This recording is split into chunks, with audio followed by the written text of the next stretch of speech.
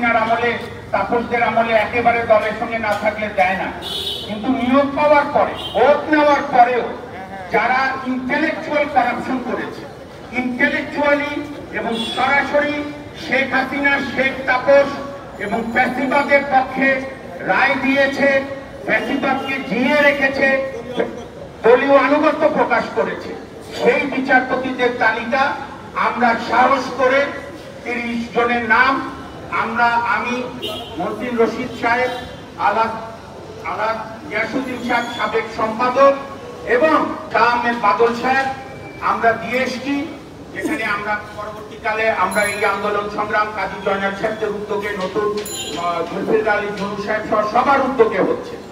আমরা পরিষ্কার বলতে চাই, বাংলাদেশের প্রধান বিচারপতি অত্যন্ত আন্তরিক। তিনি আমাদের বক্তব্য যখনই দিয়েছি, যতবার দিয়েছি, ধৈর্য ধরে অনুধাবন করেছেন।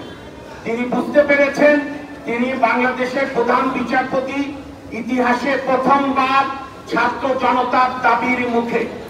কাজে আমাদের দু এক বন্ধুরা যারা কায়দা করে বলার চেষ্টা করে যথাযথ পদ্ধতি না, যেভাবে বাংলাদেশের সাবেক প্রধান বিচারপতি জনাব ওবায়দুল হাসান এবং আপিল বিভাগের বাকি বিচারপতিরা পদত্যাগে বাধ্য হয়েছে, আমরা বরং আর আমাদের এই চত্বরে ছাত্র ভাইদের কষ্ট দিতে চাই না, আমাদের ছেলে মেয়েদের কষ্ট দিতে চাই না, আমাদের জনগণকে কষ্ট দিতে চাই না।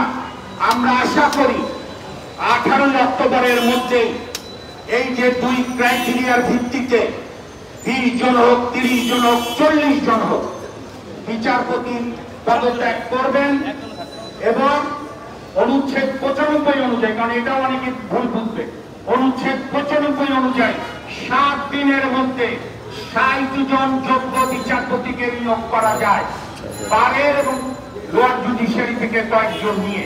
30 জন, কোন 30 জনের নাম দিয়েছে আমরা জানি না, আমরা আমাদেরটা দিয়েছি।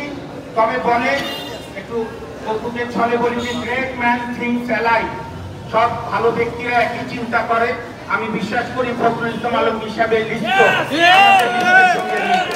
কালকে নিউজ হওয়ার পরে আমি তো প্রত্যাশা করব আপনারা হয়তো খবর পেয়ে যাবেন, উনি তো আজকেই পদত্যাগ করার কথা, আর তো কোনো উপায় নাই। এবং আরেকজন বিচারপতি যিনি হাসিনার সময় ইউনূসের বিরুদ্ধে রায় দেয়, হাসিনার পতনের পর ইউনূস সাহেব প্রধান উপদেষ্টা হলে রায় বদলাতে চান, প্লিজ আপনারা আমাদের প্রিয় মানুষ, ব্যক্তিগতভাবে রিজাইন দেন, সম্মান বজায় রাখেন। কি boss, vital match, tough opponent, tension? Come on bro, অপোনেন্টকে নিয়ে ভাবার সময় আছে। আসল অলরাউন্ডারের কাজই তো হলো যে কোনো টাফ সিচুয়েশনে টিমকে অলরাউন্ড প্রোটেকশন দেওয়া।